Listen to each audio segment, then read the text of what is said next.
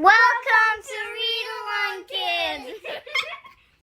Hey there, Aloud kids. Welcome back to another amazing adventure.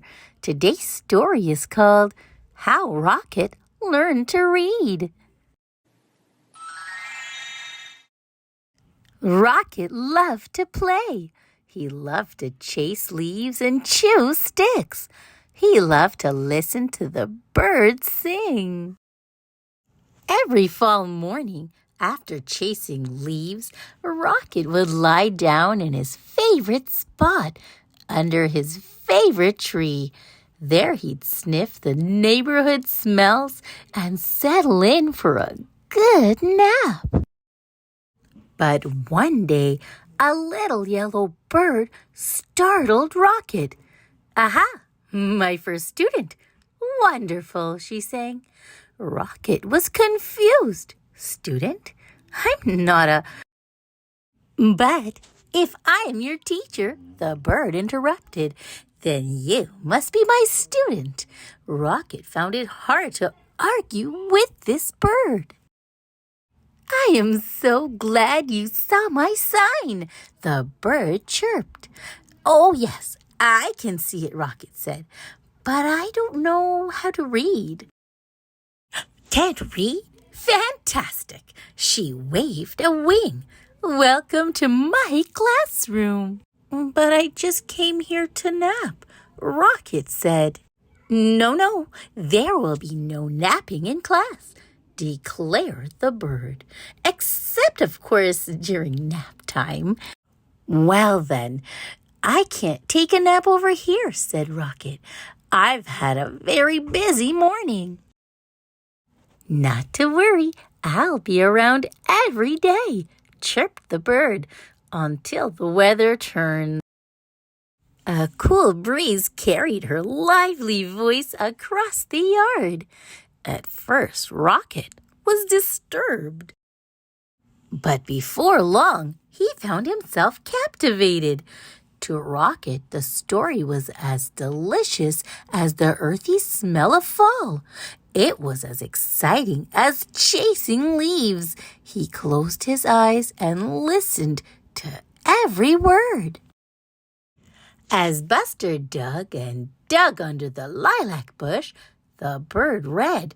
He felt something familiar. Rocket waited. Was it the bone? He wondered. Silence. Was it the bone? He called to the bird. More silence. Was it the bone? Rocket hollered. Suddenly, he was rushing to the tree. Well, was it? But the little yellow bird was gone. The next morning, Rocket arrived early.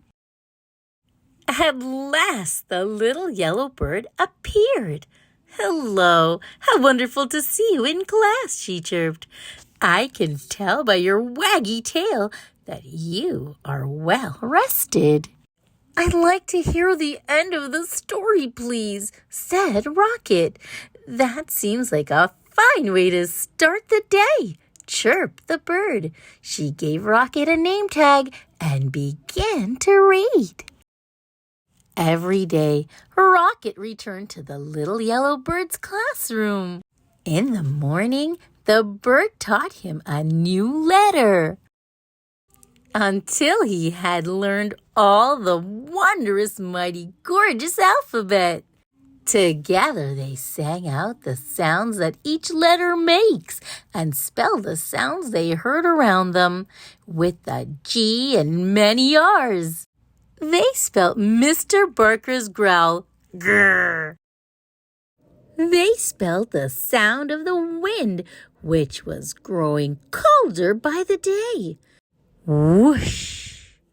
Soon they were spelling words like F-A-L-L, fall, for the gusty time of year, and R-E-D, for the color of the leaves.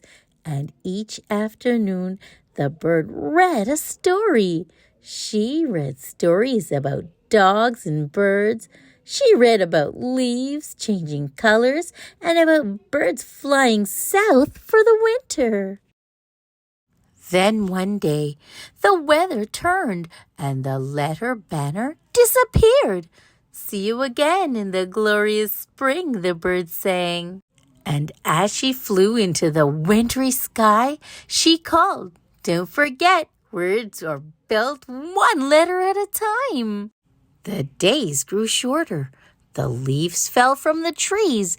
The grass became crunchy. Soon Rocket's classroom disappeared under the snow. He remembered the little yellow bird's alphabet and practiced his letters. Rocket thought about the bird's sweet chirp while he sounded out words like D-I-G, dig, and C-O-L-D, cold, S-U-N, sun, M-E-L-T, melt. He made new friends and spelt their names. Hello, E-M-M-A, Emma. Hi there, F-R-E-D, Fred. He spelt everything. When Rocket spelt M-U-D, mud, he knew that spring, as it always does, has returned. The breeze blew warmer, the grass grew greener, and a sign appeared. Early the next morning, Rocket rushed to his classroom and he waited. He spelled W-A-G, wag. Soon the little yellow bird arrived. "Aha! My star student," she sang. "How wonderful to see you. I can tell by your waggy tail that you are ready for class."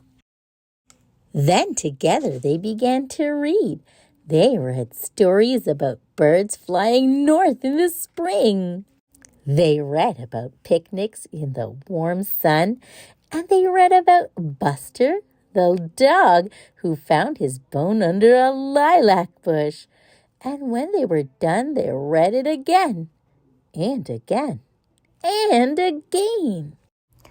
The end. Thanks for listening, Read Along Kids. Remember to like, share, and subscribe for more great read-along fun. Until next time, bye-bye.